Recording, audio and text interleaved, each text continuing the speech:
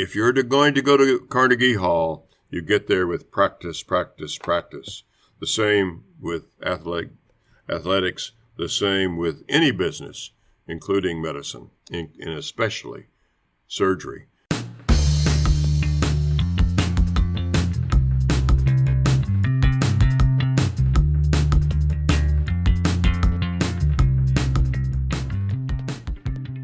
Welcome to the Cold Steel Surgical Podcast with your hosts Amir Farouk and Chad Ball. We've had the absolute privilege of chatting with some amazing Canadian as well as international guests over the past year. While the topics have been broad in range, whether clinical, social, or political, our aims for the podcast continue to remain the same. We hope to inspire discussion, creativity, scholarly research, and career development in all Canadian surgeons. We hope you enjoy our second season as we continue to highlight some incredible guests, deliver detailed masterclass sessions on a myriad of clinical topics, and introduce some fresh new features such as debate and companion formats. We hope you relish the podcast as much as we do.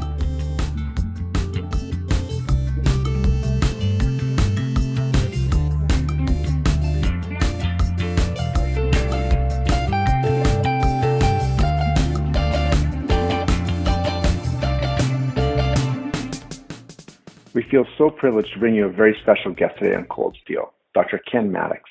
We use the word icon within medicine far too frequently, but to be truthful, there is no bigger icon within American or global surgery when it comes to the care of injured patients than Dr. Ken Mattox. From his annual Las Vegas review course, to the industry standard textbook on trauma, to his course-altering peer-reviewed publications, he has arguably had a greater impact on the care of injured patients than anyone else in history. He remains driven, controversial, and committed using any metric one can contemplate. We hope you enjoy this podcast as much as we did. Dr. Mattox, it is an absolute pleasure and an honor to have you on the show. You really don't need any introduction. You don't really need to tell your life story, as the vast majority of our listeners will know you and your reputation. But can you tell us and walk us through where you grew up and what your training pathway was to really put it in context for our discussion going forward? I was born to dirt farmers in White Oak, Arkansas, population 15 the year I was born.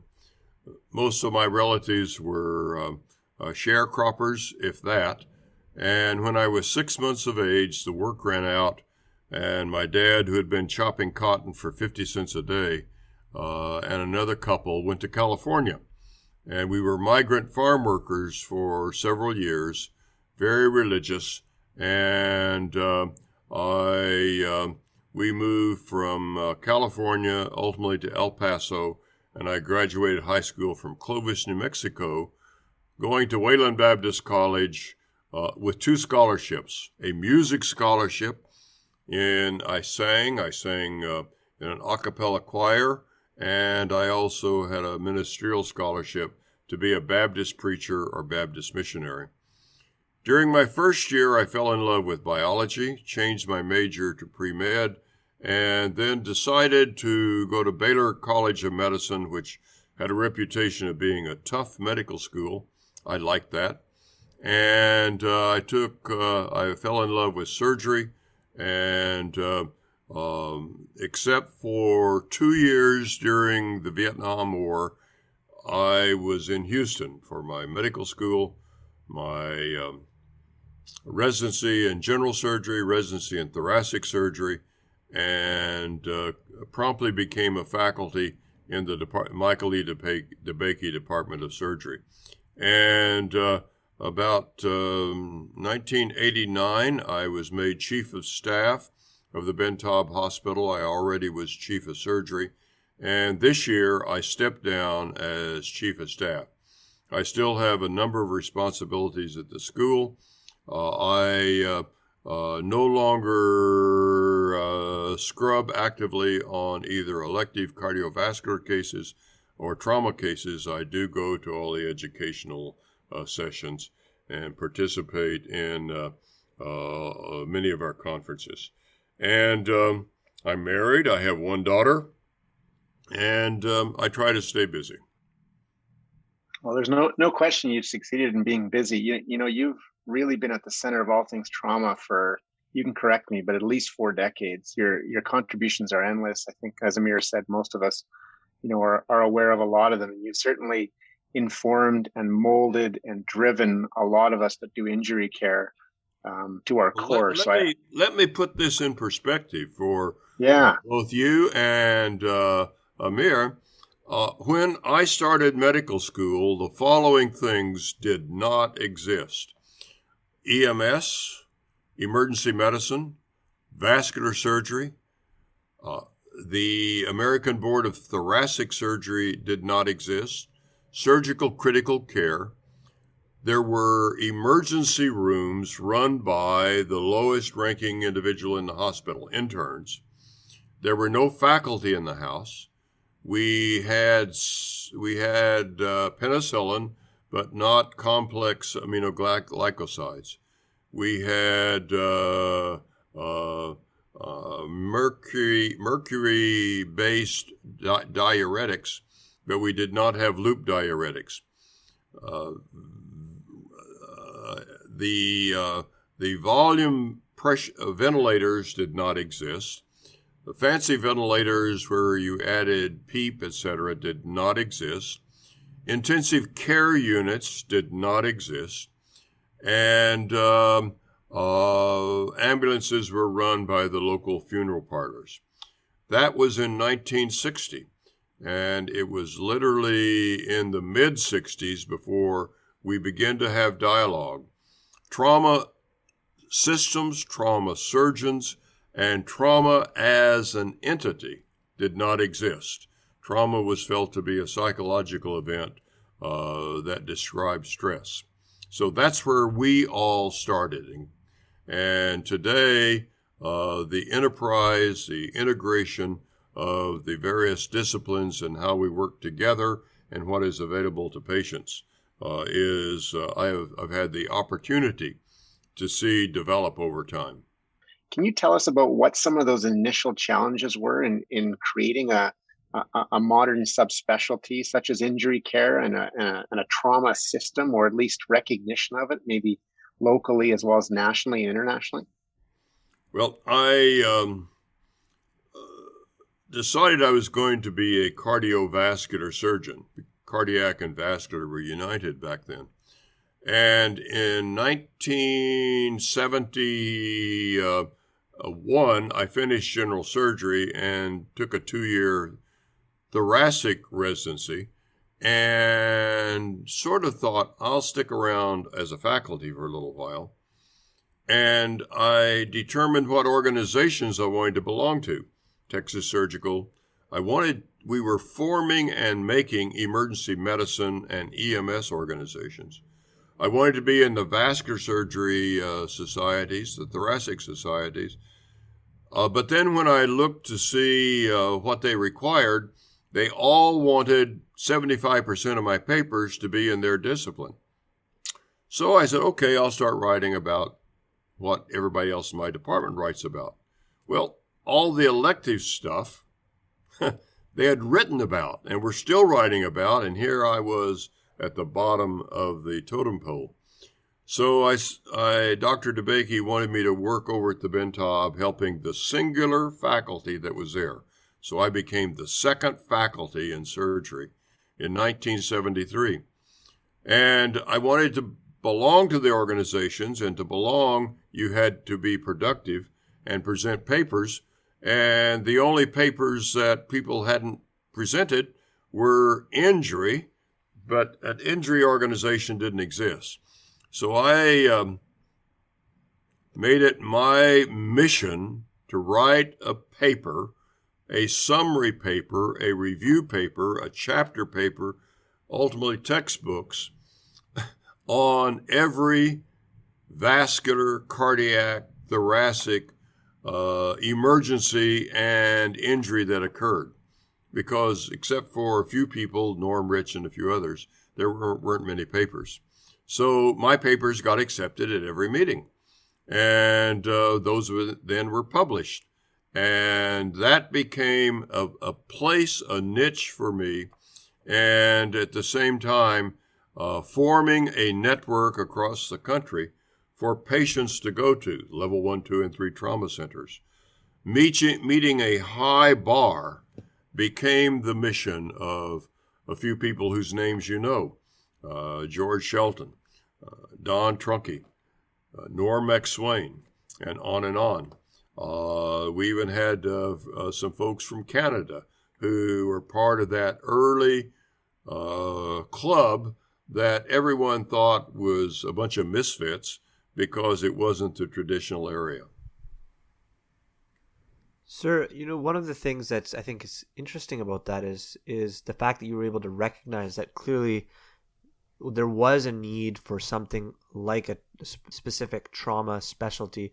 So I'm curious how you sort of saw that. And the second thing is that, I don't think it's an accident that you were able to contribute so much to the field based on the caliber and the high technical expectations that were placed upon you by training under someone like DeBakey. What was that experience like, training with DeBakey, and how do you think that sort of informed your practice and your expertise going forward? Dr. DeBakey expected nothing of anybody that he didn't produce himself. He loved to work. He thought sleep was a bad habit. It would not be unusual for him to make a phone call at 2:30, 3 o'clock in the morning to talk over something that he was thinking about. And if you didn't like that, he didn't understand it. He was a disciplinarian. He expected total attention to detail. He expected pursuit of excellence. And he expected you to know more about his patients and your patients than anybody else. He expected you to know more about internal medicine than any referring doc, more about antibiotics and infectious disease, more about cardiology than the cardiologist. He expected you to look at every x-ray, every lab data and integrate those. And he had rotations. Most people only had them once on his service that were 3 months in length. You never left the hospital for those 3 months. And sometimes they were on the floor with his inpatients, and sometimes they were on a new thing he had created called intensive care unit. I had that rotation for 3 times.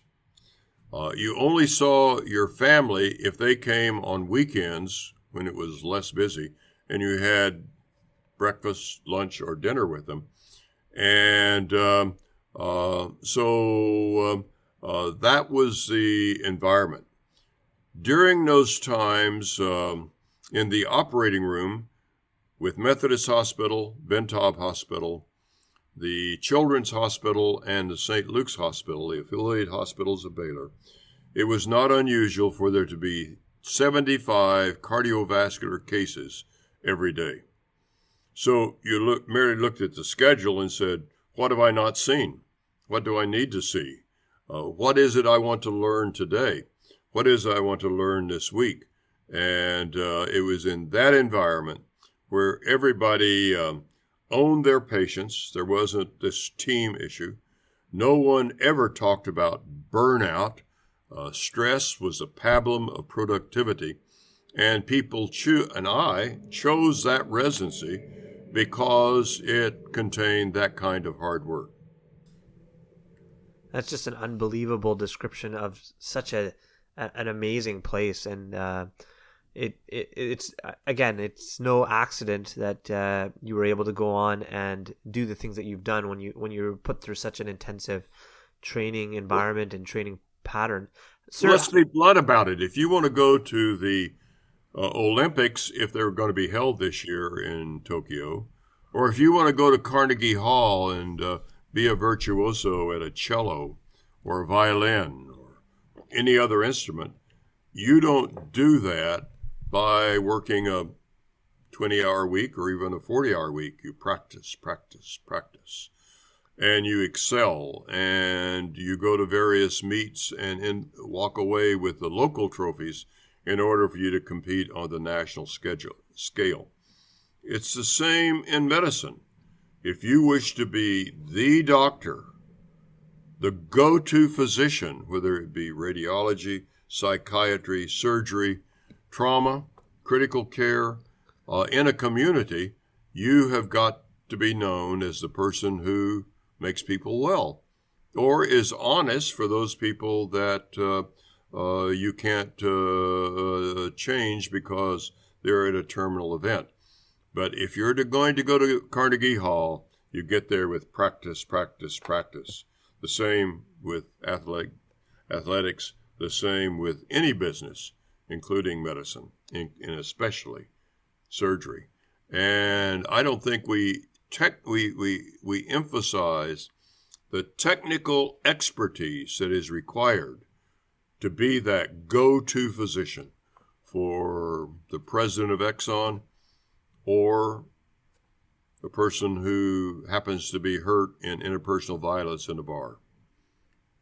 We want to come back to that topic here in a moment, because I think that's such a critical and important point that you raised there, sir.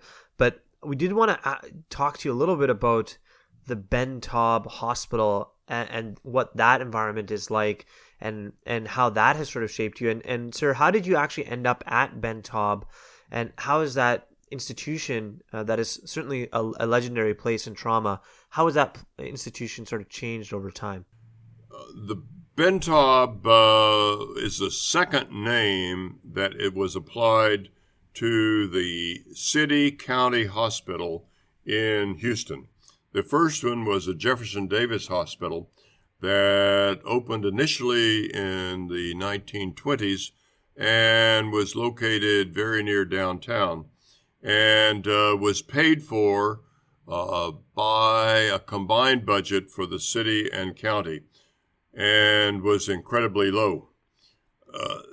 It was obvious that a replacement hospital would be needed. So beginning in the 50s, led by Dr. DeBakey, a new hospital was to be built in the Texas Medical Center, and it would be not only adjacent but linked by a tunnel to Baylor College of Medicine. Mr. Ben Taub was a humanitarian in town who happened to be into property, DePelchin Children's Home. He imported tobacco, purchased land, but he was the chairman of the city-county board that drove Jefferson Davis Hospital. So it was appropriate when it was moved to the medical center to name the hospital after him. It was limited budget, and if I was to put in a heart valve, a vascular graft, or a hip prosthesis, the old ball that would be used for a broken hip, I had to find a benefactor to purchase that piece of equipment that I was going to put in a patient. Mr. Taub paid out of cash for a lot of those devices, and because the budget simply would not pay. It was understaffed, and the salaries were very low. As I indicated, for surgery in 73, there was one full-time faculty in surgery, and yet it had a fairly high trauma volume and elective surgery, gallbladders, colons, and we were doing lots and lots of operations on biliary tract, common duct explorations, gastric resections, and if you finished general surgery, you were also expected to be proficient in vascular because there was no special vascular training. And so Ben Taub was the hospital for the people who had no other choice. The VA was here for the veterans, but private patients went to Methodist, St. Luke's, and other hospital systems around the city. It continues to be that to this day, but the outcomes, by using inequality metrics, especially NSQIP, TQIP and the like, the best results in town are at the county hospital. I'm sure that somebody would question me on this, but I also think that regardless of the specialty, the most intelligent, hardest working, most comprehensive physicians that Baylor is working in the county hospital. Still a hospital that competes. The salaries aren't the same for nursing and others as they are in the private hospitals, but people who are there are sort of like a mission field. It's almost a sacred location for them to go. And the happiest faculty and the most sustained faculty of any of our affiliated hospitals is Ben Taub. I look at Ben Taub as being and the cost per unit DRG or ICD-9 code, CPT code, are the lowest cost per diagnosis and is at the Ben Taub of all the 100 or so hospitals in the community. So we are a profit center for the community. If we had some of the other models of the country where the private hospitals bill the city, the county, the faith-based sources of income, it would cost maybe 4 times as much for the trauma and the acute care for the indigents. So I see the Ben Taub Hospital as a profit center for the private community. And yet there's not a illness tax or a sick tax to those private hospitals. The sources of income are pretty much the taxpayers of those people who are property owners in the community. I want to switch gears here a little bit. We've had the pleasure of having both Drs. Moore and Dr. Feliciano on the podcast, and I want to talk a little bit about your textbook. And I realize that the three of you rotate your editorship of that book, but both Dr. Moore and Dr. Feliciano also called it your textbook, and I think that's appropriate. There's no question it's the industry standard. It's what we all use as the Bible on the desk. It's what we teach from and so on. I'm curious what the initial genesis of that textbook was, as well as how it's changed over time. In the early 80s, there were a couple of textbooks of trauma. One was written by Tom Shires, and he rarely revised it, and I think he had his residents write it when they wrote it. And Dr. Robert Rutherford, who is a vascular surgeon, has died, from Denver, had a textbook of trauma and emergency medicine. But remember, emergency medicine was just beginning, and there was really not a good textbook on emergency medicine. It's one of those opportunities to discover building blocks for one's future. And I want to get back to that before we run out of time. And so I said, I'm going to put together, using multiple authors, the textbook of trauma. And we're going to revise it every 3 to 5 years. And I contacted a company, and they said, well, there's not a trauma textbook that's really that good. There's Rutherford out there, and the sales aren't that great. If you make a good enough book, it'll be bought. But this young guy in Denver is going to do a book with a different company. So I called Gene and said, you're putting together a trauma book? Yes. I said, well, if you do, I'm going to kill you. I'm going to kill you with competition, and I love competition. And I think you feel the same way. So I love it. So I said, why don't we go together and produce a double good book, and then anybody that's coming along just simply will be blown away and won't compete with us. And about that time, David came from Mayo, fell in love with vascular and with emergency surgery and trauma. And he wrote very well, had a good analytical mind, and each of us approached problems in a little bit different way and thought we would complement each other. So we went together and made the book. We agreed we were going to rotate it, and we were going to produce the latest data. And we have had, from time to time, about 2 or 3 people try to compete. And every time somebody emerged, we doubled our efforts. Go to the heart of danger, and there you find safety. Increase the load of work, and there you're going to improve your product, whatever it is. So that was our driving force. And we each wrote little handbooks along the way. But the book that you really need to master the field has been that book, Trauma. And as we announced at the Vegas meeting this year, this last edition, 9th edition, is our last edition together. And we will no longer be the lead editors of the book Trauma. Your ability to move across platforms and deliver super high educational content is, I think, unrivaled. I would say unrivaled across surgery, quite honestly. It clearly is something that you are expert at.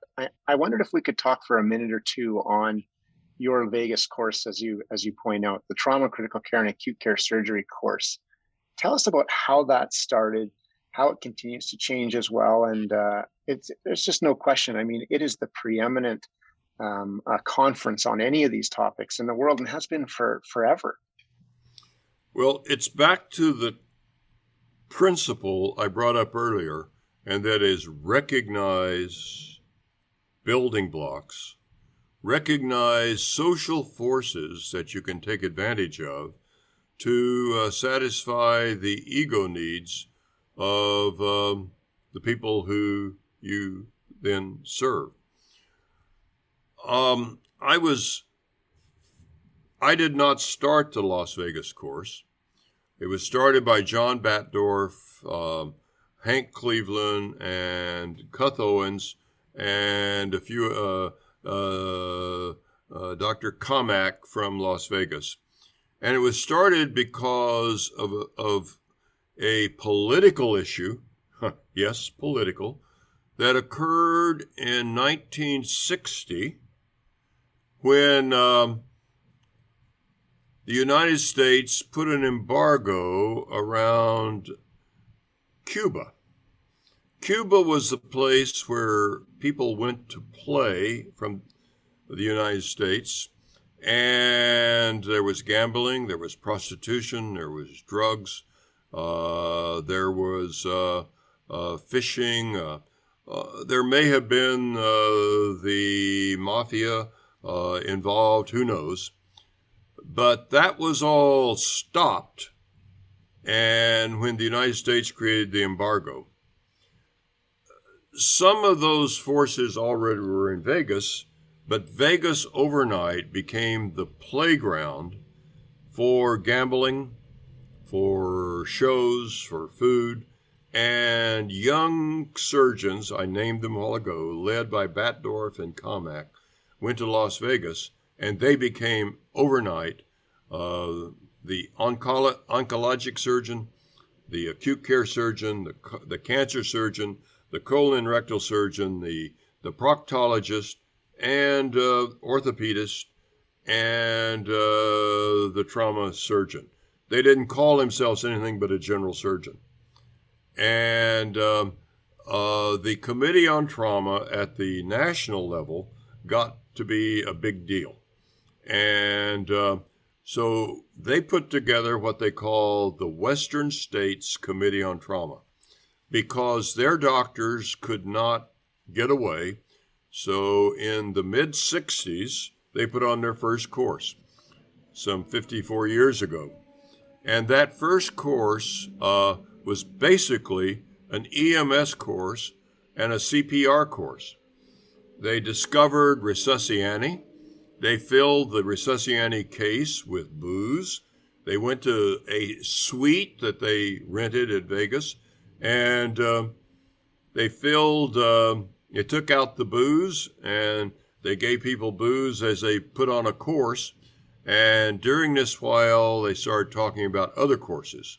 ATLS grew out of the faculty that were coming to the Vegas course, and the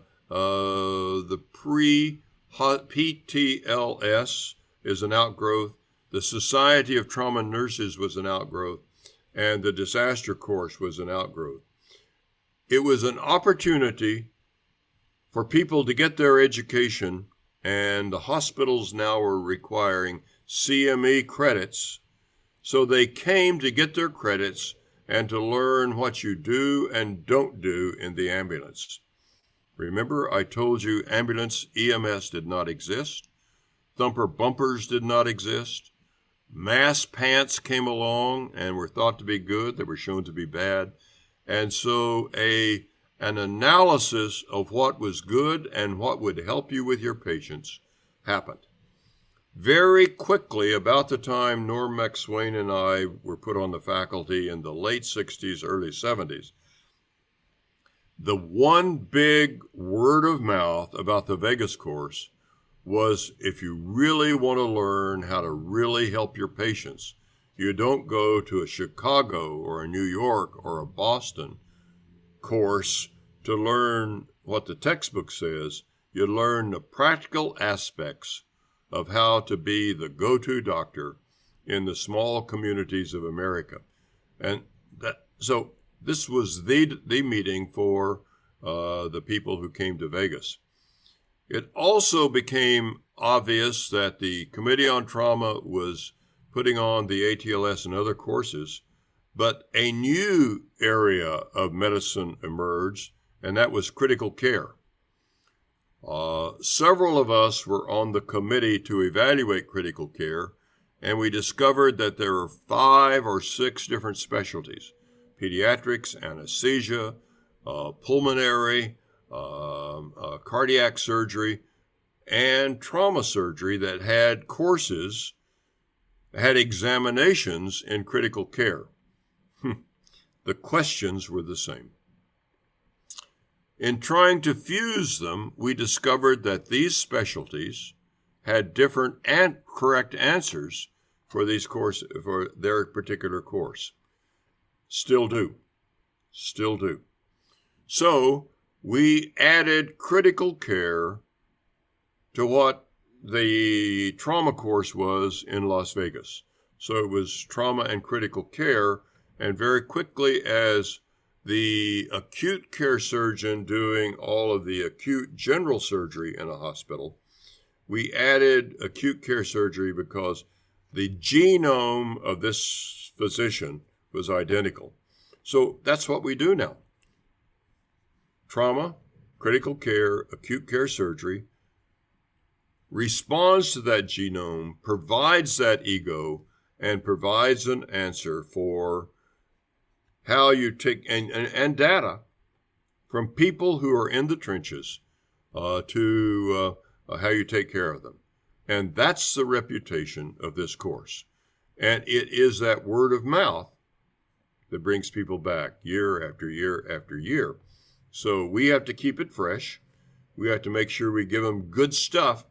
And when stuff is bad, and we gave them something bad last year or the year before, we've got to say, the mast kills people. Crystalloid kills people. And even this year, there was new information that said use of steroids and use of vasopressors may actually be something that we need to do away with. And we may be making patients worse and killing them quicker by using vasopressors in the emergency room, operating room, and in the ICU. And that's created a lot of static. One of the things that strikes me, Dr. Mattox, is that you understand people in a very kind of profound way, and you cater your educational content and the things that you put out really to serve people's needs, and you clearly have a very profound understanding of that. And I think that also applies to the work that you've done internationally. And I understand that you've done a lot of work, particularly in the Middle East, helping develop trauma systems. Can you talk a little bit about how you got involved with that and what you've learned from that experience? Well, you should not have missed the point I made in the first minute of when you asked me questions. I went to college to go into a religious field and either be a missionary or a Baptist preacher or a gospel singer. If you're any of those, you've got to understand your audience. You've got to understand people. So it had been that background that I started. I had the opportunity to go to Vietnam, to go to Europe, to go to a number of meetings in Washington and in other locations with the military during my 2 years with the U.S. Army. And I made contacts. And one of my habits was to get business cards and contacts with people wherever I went. And when they had a birthday, whenever they had an anniversary, I would send them a little card. Happy birthday, happy anniversary. If I saw an article they wrote that made a difference, I would let them know. And some of those people we put on the faculty from time to time at Vegas in recognition of their contribution. But during my first few years of faculty, remember I was doing all the vascular, all the cardiac at the Ben Taub, in addition to I wasn't writing many papers in those areas because I was writing papers in trauma. But our results in valves, coronary bypasses, we did the first internal mammary bypasses done in Houston. Our results with endocarditis were the best in town. Best in town. So at one of our faculty meetings about 1978, Dr. DeBakey said, King Faisal's widow approached him at a meeting he was at in Lebanon, remember he was Lebanese, and asked him to start open heart surgery at the King Faisal Hospital in Riyadh. Maybe it was 77. And so we all looked at each other and said, where is Riyadh? And he said, it's in Saudi Arabia. What language do they speak? Is it near a place to go scuba diving? No, it's in the middle of the desert. It's hot. But they have a lot of people who have congenital heart disease and a lot of people with rheumatic heart disease. So said, we want you guys to see what it would take for you to go over. We discussed it for 6 months or so. None of us wanted to go to a strange place. But we then put together a contract thinking they'll turn it down. Well, they accepted it. And for many years, we sent for a 3-month rotation 2 surgeons, a senior faculty, and a resident, 2 anesthesiologists, ICU nurses, OR nurses, and we began open heart surgery. They had cardiologists who were doing caths at the King Faisal Hospital. We met a lot of people at the Middle Eastern conferences that we participated with them, and we have maintained that contact ever since. So this was an early trek at globalization. In the meanwhile, military campaigns were coming, and our contacts that we'd made in the Army were either part of the Las Vegas conference or read our articles, and we were needing various devices. Actually, prior to my going to Vietnam, I was a participant, very few people know this, in the development of the military's model of the current G-suit, the mask pants. And we thought it was the greatest thing in the world because it was going to elevate blood pressure. And when we got out of the Army, came back to Houston, we discovered that what we thought was good in Vietnam they didn't have in Houston. When they bought a few and we studied it, we found we increased the mortality. So we did a very good scientific study and found that we accelerated the complications when we elevated the blood pressure in the ambulance, the emergency room, the operating room in trauma patients. And we popped the clot. And that led into a lot of other studies. But it was that international link and comparing data in the international link that was one of those building blocks we recognized to say, hey, there's a difference here. I would like to pause here a moment and say that there are organizations like EAST, Western Trauma, that spend a lot of their time talking about clinical practice guidelines. There's even books about practice guidelines. And if you read them, the majority of them are based upon dogma and biased approaches that something is good that's never been studied. 80% probably of what we do in emergency medicine, trauma, general surgery, internal medicine, infectious disease, and even immunology is based upon no prospective randomized study. The word evidence-based is used by hospital administrators and nurses, but they're referring to an article has been written and no one's looked at the statistics, whether it's good statistics, whether it's applicable statistics. Of the people listening to this talk, pull the EAST guidelines. Ask for the data. You'll find that there are at least 80% of what we do in medicine are building blocks that are ready to be destroyed or to be built upon. Some of the things that are good, we have destroyed and remain destroyed. Let me just give you one example.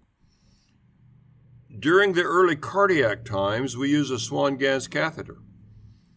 The critical care doctors did not like to put in swans for a whole lot of reasons. Sometimes they were using them wrong. So that if you used a swan during the 80s and 90s, you were considered to be a lesser doctor. Or maybe the 70s. Along came then COVID last year and the year before. We had a lot of people with hemodynamic instability in the ICU. I cannot find one institution anywhere in the United States or around the world that used anything other than ultrasound of the chest, transcutaneous ultrasound, to evaluate the hemodynamics, when a beautiful instrument in COVID would have been the Swan-Ganz catheter. Did we increase the mortality? No, what we did around the United States was create over 20 different protocols in all the different specialties that applied to the COVID patient in the ICU. And yet, none of them talked to each other about why one did not work and the other one did, or which one actually did work. We spent a lot of money, but we did not ask the basic questions. Where's the data? So the building blocks are there, hidden in the bias of clinical practice guidelines. So if I'm leaving one message today, it was my ability to sense something doesn't compute here. And the fact that when we applied masks to trauma patients in Houston, our mortality rate increased. And the other thing that increased was their pre-hospital and emergency room blood pressure. And that became the culprit for us to study. So it opened the door to evaluate those things. And I'm suggesting there are many areas right there in the ICU, in vasopressors, in vasoplegia, in the fibrosis that we see with COVID disease, and also in the vasoplegia we see in some super sick patients who get certain anesthetics under certain procedures. So the opportunities are there for the person who likes to climb and walk the high, hard road. Dr. Mattox, one of the things that I've loved that you've been doing lately is you've actually, I think, uniquely embraced social media, and you've been using mediums like Twitter so effectively to make the points that you've been making today with us, that that there is dogma and it's there to be challenged. I'm really curious, if someone of your seniority to embrace Twitter is really quite powerful and amazing. What made you go on Twitter and become active on that? And how do you see social media interacting with science and scientific research moving forward? I hate to admit this, but it was political. I discovered, and I don't know how he did it, that we had a president that had some pretty strong feelings. He used Twitter to attack his enemies, or those people who attacked him. And he told them, he said, "You go after me, I'm going to go after you." And he also had some political philosophies, whether you agree with them or not. He expressed them and was able to express them in a few short words on Twitter. Now, I did a little research, and I don't know how in the world he did anything else in his life if he wrote all the Twitters that were ascribed to his name. So I think he must have had a team of people that worked with him. But the same is true of raising questions and using the media. And Twitter, Facebook, and the various groups within Facebook are out there. I have created a Facebook group for the physicians, for the surgeons of Mexico, Brazil, Spanish-speaking, Thailand, Japan, the Middle East. I've created a Facebook page called The Quiet Zone, a place where people can, as long as they don't insult somebody, can reflect, just like you put your feet up at the end of a good operation and talk. What did we do? What did we do right? What did we do wrong? And the Quiet Zone has become that with several thousand people.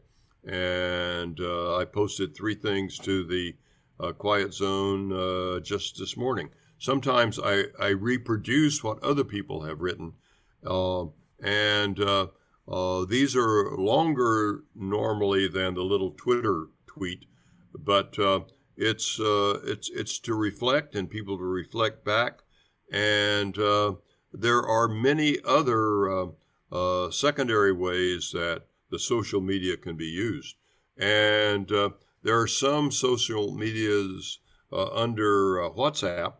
And that organizations have joined together, and I enjoy reading those. I try not to compete with them, and because they each compete in a different way. But in analyzing them, you can analyze people's social habits on how they use it, when they use it, and then take advantage of that when you want to stir the pot and create some controversy. The Vegas course, to be honest, for those of us that have attended it, and for those few of us that get the email from you and Mary to be faculty on it, it's really the opportunity and the privilege of a career.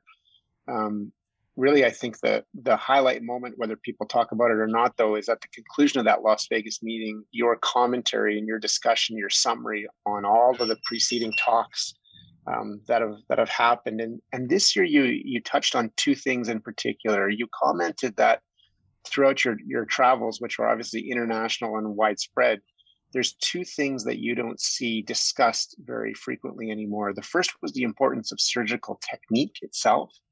And the second was moving an operation forward in a quick, efficient, but safe manner, so a timely manner.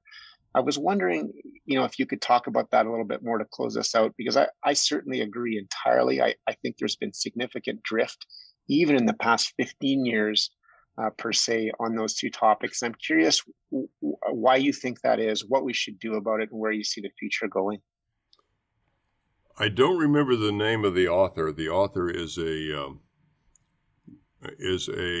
Navy SEAL. He wrote a book called Extreme Ownership. Extreme Ownership. Yeah, Jocko Willink. You betcha. Yes. Fantastic. I recommend anyone who wants to excel read that book. During my career, every patient I operated upon was my patient. If they had a complication, I owned it, and I had to fix it. I had to communicate with that patient. There were times I was out of town and someone covered me, but they were covering me, and I appreciated that. But when I got back, I accepted that extreme ownership. For whatever reason, it may be the 80-hour work week, it may be the 40-hour work week, it may be individual personalities, but it may have been a mistaken description of professionalism, but we tend to practice a team concept of shared responsibility. And a patient in even one of our county hospitals may be operated upon 3, 4 times, 5 times, takebacks, complications, and be operated upon by a different surgeon. And everyone then discusses our complication. And it doesn't take someone to be very smart just to tabulate which doctors have dehiscence, which doctors use staples on a stomach anastomosis, and all of those fall apart.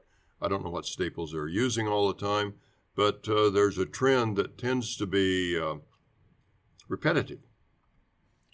And yet the team doesn't point a finger and say, there's a problem here. Something else happened at this year's Vegas meeting that has disturbed me a great deal. 2 of our senior individuals, Gene Moore and Dr. Seiss, gave talks. Gene Moore on Monday at noon, Dr. Seiss on Wednesday morning, about the changes in professionalism and what has happened for the availability of the young surgeon to develop that ownership. Both of those individuals were chided for what they said at that meeting. Well, I have never chided anyone for what they've said. I praise them for saying something controversial so that it brings forward so we can talk about it. I actually praise those 2 for saying, thank you for bringing these issues out. And go back and reread their syllabus material. And if you recorded it, listen to what they said. I think ownership, attention to detail, tying the prettiest knots available, cutting the suture right on the knot that has sufficient tightness in it so it doesn't come unravel, rather than using a ligature to try to zot a vascular structure together, where that hasn't been studied that well. We really need to revisit. 2 days ago, a Dr. Jorge Cervantes, like Cervantes from Don Quixote, died in Mexico. We were born almost within a month of each other. Our careers have paralleled each other. George Cervantes has said at a number of national meetings beginning 10 years ago, the master surgeon who is technically adept, and as you watch his movies or her movies, you praise them in the slickness They're like a virtuoso playing a violin or a cello, and you're not only listening to the world's most beautiful music, but you're watching their hands. A pianist whose hands are like magic. We don't have a co-pilot that's watching like the beautifulness of the flight like we do in some other areas. So yes, I am pleading that others enjoin this concern and we not increase our mediocrity, but we have attention to detail, attention to the most specific of detail, and not having to say, well, I'll go look it up. I attend many M&Ms and grand rounds when I'm a visiting professor. You look at the protocol and look at the mistakes and the lack of internal consistency of complications and death. It almost appears like some of them are slipshod, put together the night before, the morning of an M&M conference. To be very blunt, if people operate like they put together a protocol, I don't want to be operated upon by them. I want to be operated upon when I have an operation by someone who has the best results in town because of attention to detail and pursuit of excellence and knowledge of the anatomy. And that is all possible. But it can't be possible without extreme ownership. If you own the problem, it's our job to fix it. And I see a problem in an evolution in our surgical education that I've criticized, and I've been criticized for not making everything peaches and cream and quiet. But I make a point of it because I think it's a problem. I think our complication rates now exceed those of 10, 15, 20 years ago. I think the number of preventable deaths are returning. The fix has to be internal. If we don't fix it, society is going to, with artificial intelligence, catch us at our own game of lack of attention to detail. You have no idea how fortunate I am and how happy I am that you opened this door and this window for me to say these things.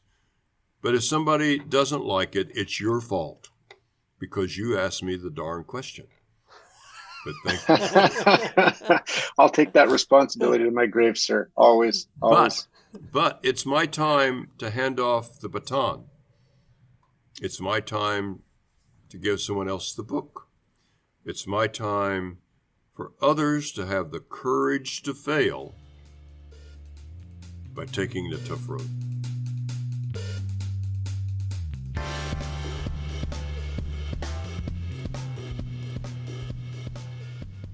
You've been listening to Cold Steel, the official podcast of the Canadian Journal of Surgery. If you've liked what you've been listening to, please leave us a review on iTunes. We'd love to hear your comments and feedback, so feel free to email us at podcast.cjs@gmail.com or connect with us on Twitter @CanJSurge. Thanks again.